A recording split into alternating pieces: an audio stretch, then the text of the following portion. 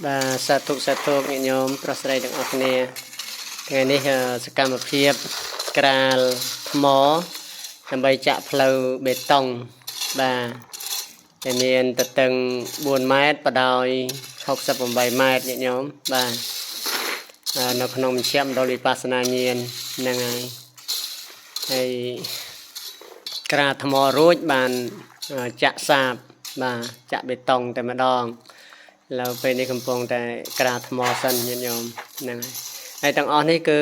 ជាសទ្ធាជ្រះថ្លារបស់សប្បុរសទាំងឡាយទាំងពួងញាតិញោមប្រុសស្រីទាំងអស់គ្នាបានចូលរួមណាតាមសទ្ធាជ្រះថ្លាតិចក្តីច្រើនក្តីក៏ផ្សំគ្នាមកក៏បានទិញថ្មទិញអីចឹងទៅទិញឥដ្ឋទិញអីដើម្បីរៀបចំសួនច្បារនៅ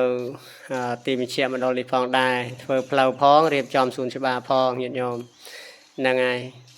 អញ្ចឹងថ្ងៃនេះគឺខ្ញុំក្រាលថ្មសិនបាទបង្ហាប់ថ្មឲ្យណែនសិនបានយើងចាក់សាបបានណាញាតិញោមបាទ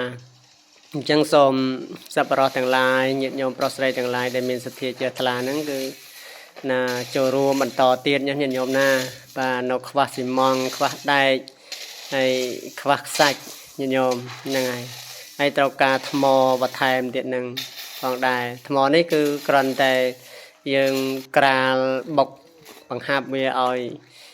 តឹងឲ្យណែនសិនណាទេណាបាទកុំឲ្យវាផលអញ្ចឹងទៅចាក់ផ្លូវវាមិនបានជាប់បានយូរអញ្ចឹងយើងត្រូវបង្ហាប់ឲ្យណែនសិនត្រូវការចាក់ថ្មហ្នឹងបាទអញ្ចឹងយើងនៅខ្វះស៊ីម៉ង់ខ្វះដែកបាទខ្វះសាច់អីខ្វះថ្មអីបន្តទៀតអញ្ចឹងញាតិញោមប្រុសស្រីដែលជាសប្បុរសនឹងមេត្តាចូលរួមតាមកម្លាំងសទ្ធាជ្រះថ្លារៀងខ្លួននៅទីណានឹងឲ្យដោយសេចក្តីជ្រះថ្លាសូមសប្បុរសទាំងឡាយដែលបានចូលរួមនោះសូមបានជាបច្ច័យ